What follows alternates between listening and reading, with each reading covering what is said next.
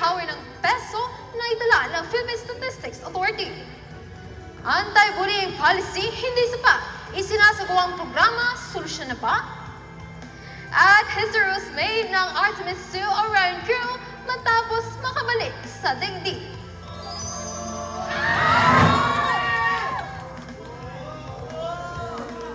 Magandang araw, Pilipinas! Maayong gabi, Western Leyte! Mula rito sa City of Beautiful People, ako si Gary Balitaan.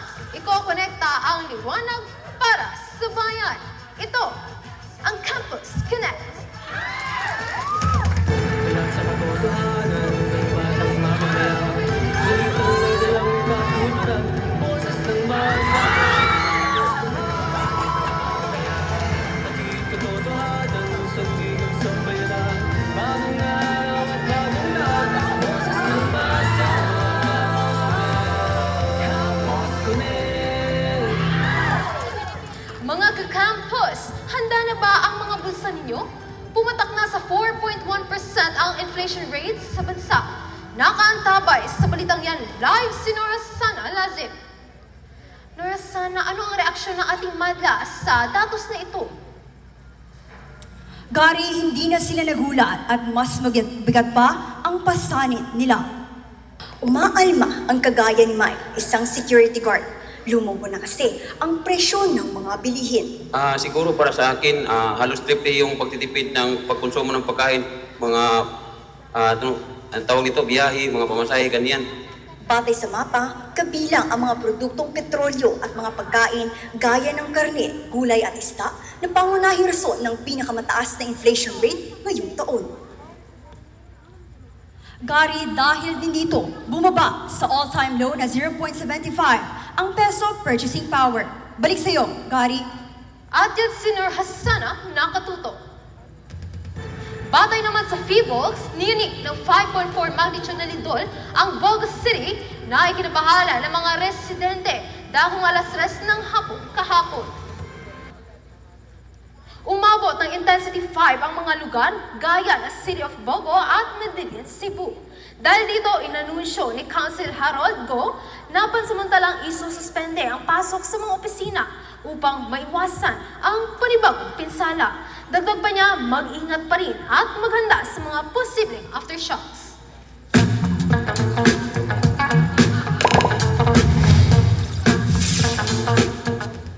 Sa ibang balita, marami pa rin ang nabibiktima ng pangungutya o bullying sa paaralan. Para sa Connect Reels, narito si Yusre Kusain. Bullying Capital of the World. Yan ang naging titulo ng Pilipinas dahil sa 50% ng mga grade 5 students ay nakararanas ng pambubuli sa isang buwan. Ayon ito sa report ng 2nd Congressional Commission on Education. Sa isang hearing, ipinahayag ni Razel Ann Requesto na higit sa capacity building para sa mga estudyante, may programang idinidisenyo para sa mga magulang na may kaugnayan sa EDCOM 2 report. Scroll tayo sa opinion ng ating mga campus. Parents should cooperate with the policy. Dahil pag natanggal ang bullying sa classroom, pupils will feel safe. Iko-konekta ang Reel for the Reels, Q-Straight sa iyo. Ready your bucket list ng mga ka-campus at magliwaliw na sa mga tampok sa mo. More rated news sa aming pagbabalik. Campus Connect. Puro AI, kaagapay o kaaway. Sa katunayan, ang etikal na paggamit nito ay solusyon sa edukasyon. Pero paano? Gamitin ang mga ito bilang inspiration. Huwag gayahin ang buong creation. Fact-checking din ang hatid nito. AI plus human mind equals mas wais na life. Ito'y karamay at hindi pamalit. Campus Connect. At nagbabalik ang Campus Connect. Naku, mga consumer, kumapit po tayo ng mabuti dahil hindi lang sa petrolyo ang may dagdag singil, kundi posible rin sa kuryente. Makikunik tayo kay Lexi Empanado. Pinagsabay na init at krisis sa gasolina ang sisulong ngayon ng mga Pilipino. Dagdag mo pa ang babala mula sa Central for Energy, Ecology and Development na may chance ang tumaas ng 5 pesos kilowatt per hour ang presyo sa Meralco. Dahil dito, marami na ngayon ang gumagamit na ng solar panels. Pero sa ngayon, batay sa Eco Solutions PH, kakaunti na lang ang supply nito. Kaya maging wais sa ating mga gastusin.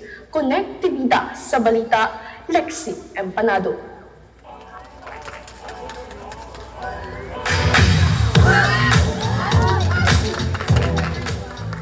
Let's go between the stars at Salomon, ang Beyond the World travel ng NASA's Artemis 2 Orion crew.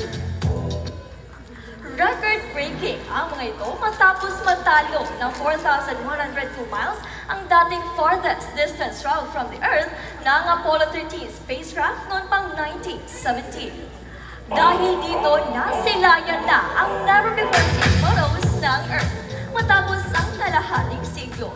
In between the lines, ako ang inyong compass, Chessa Tomas. At yan ang mga ulat na aming binantayan. Mga ka-campus, salat na tayo sa list.